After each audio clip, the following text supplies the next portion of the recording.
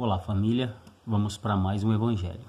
25º capítulo, Buscai e achareis. E os tópicos são: ajuda-te e o céu te ajudará, olhai as aves do céu e não vos canseis pelo ouro. Este capítulo vem, como muitos dele, mostrar ou nos elucidar sobre a parte que cabe a cada um de nós, né? Ele vem pedir e dar-se-vos-á, foi muito mal compreendido, né? Porque as pessoas de pouca fé, de pouco conhecimento, achavam então que era necessário um pedido e as coisas se transformariam em realidade por obra divina, esquecendo de algumas leis imutáveis do universo que nos regem, como a lei do merecimento, a lei de causa e efeito, né, assim, e outras leis, a lei do progresso. Então, foi mal interpretado, a gente já conversou bastante sobre isso. Então hoje eu vou dar luz em um outro ponto. Buscai e achareis, ajuda-te e o céu te ajudará. Vem dizer exatamente que nenhum pedido lhe será negado, mas é necessário que você tenha compreensão daquilo que você está pedindo. Quando você faz um pedido, você está emanando uma energia para o universo. E isso não pode ser lúdico, isso não pode ser uma utopia. Ele tem que ser com razão. A única coisa que não é negada é: eu pedi uma assistência espiritual e eu a terei. Eu pedi um auxílio que me fortaleça, que me dê uma nova perspectiva, que me mostre um caminho. Isso tudo nos é dado. As pessoas confundem isso com a matéria. Então os pedidos viram: eu quero uma casa, eu quero um carro, e aí há um conjunto de situações para que o universo possa trabalhar. Você tem que buscar os meios de alcançar isso. Então a gente pensa assim: quando a gente entra dentro da Umbanda, eu, por exemplo, que não tinha... era muito vago o meu conhecimento a respeito da espiritualidade, dos processos espirituais e da própria lei de Umbanda.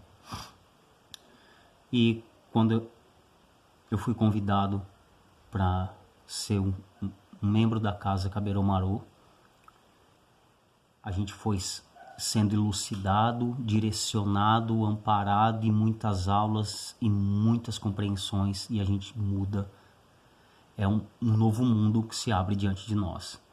E aí a gente se pergunta assim: nessa primeira etapa é maravilhoso ver o entusiasmo das pessoas que adentram, porque é uma fortaleza tão grande quando você descobre uma verdade, uma lei imutável do universo, da qual você aprende os mecanismos de uso, de trabalho e de como elas funcionam. Você começa a perceber o quão grande é a nossa capacidade e o quão é libertador o conhecimento da verdade. E nesse entusiasmo, nessa busca maravilhosa, as vidas se transformam. E com o passar do tempo, as coisas vão voltando à sua normalidade, e muitos se questionam depois de tempos dentro da Umbanda o porquê que as coisas pararam, o porquê de algumas situações. E aí fica fácil de compreender. A gente não pode confundir auxílio espiritual com esquecimento do livre-arbítrio. Achar que por eu ter uma família espiritual, né, uma equipe espiritual que faz de mim um instrumento deles para o trabalho da caridade, de que eles vão viver minha vida, vão fazer minhas escolhas e vão passar por mim as provas que são necessárias para a minha própria evolução. E isso não existe.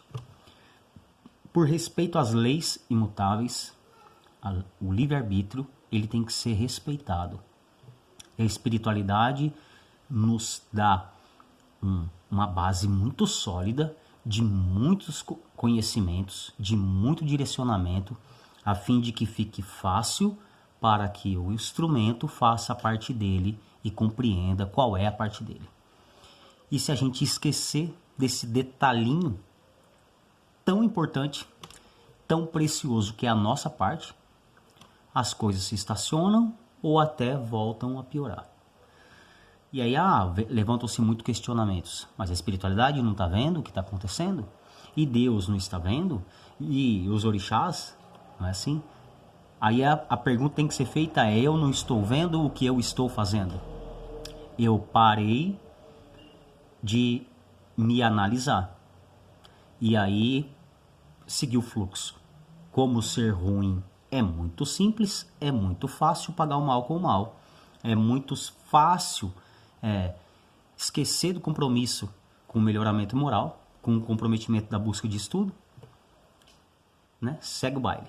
E a gente segue esse fluxo e aí as coisas voltam à normalidade das nossas escorregadas, da nossa falta de vigia, dos círculos viciosos que entramos com a fé negativa e as coisas começam a dar errado.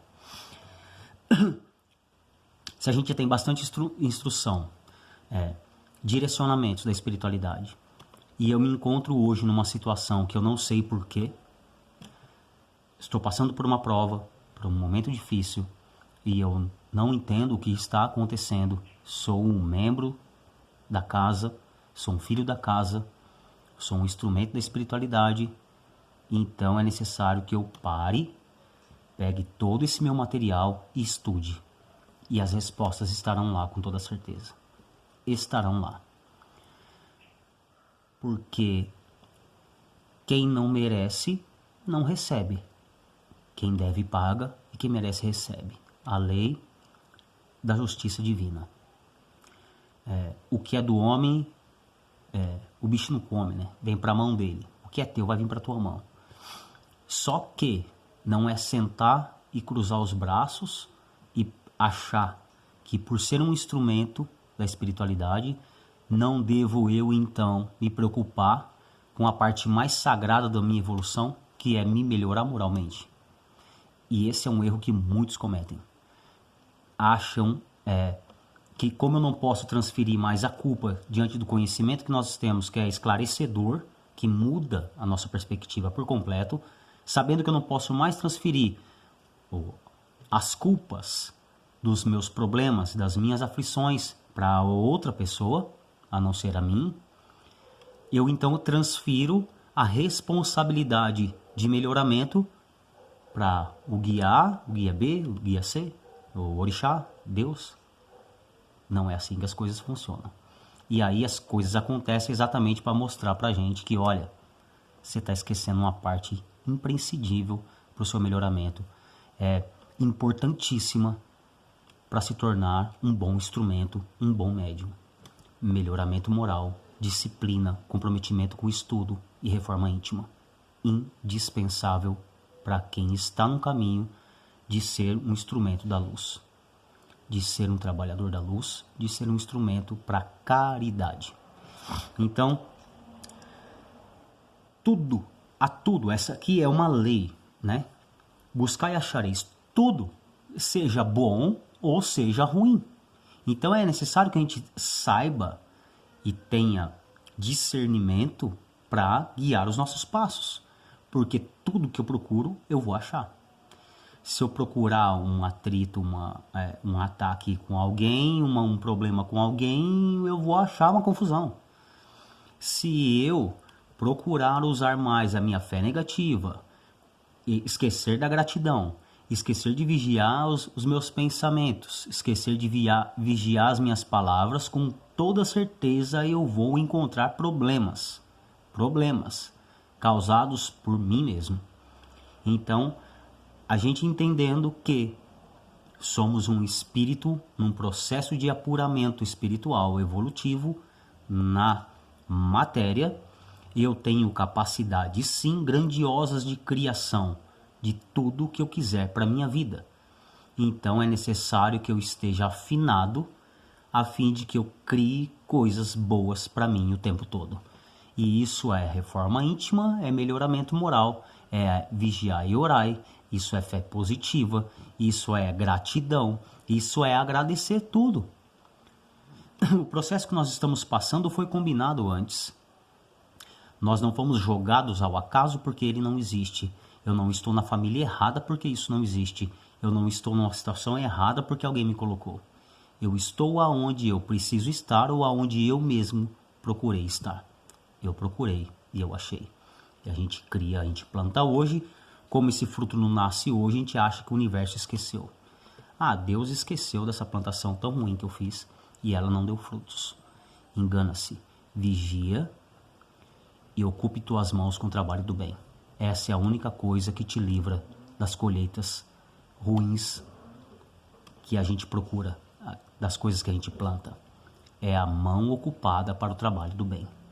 Então, se eu não me colocar em movimento para buscar em mim paz, eu buscar em mim bom ânimo, gratidão, equilibrar minhas energias e meus pensamentos, com toda certeza, o fluxo mais forte, comum e mais fácil de se seguir é o de ser mal. É de pagar o mal com o mal, é de ser revoltado, é de ser ingrato, e aí as coisas perdem a estribeira. Você abre uma porta que você não tem noção do que vai passar por ela.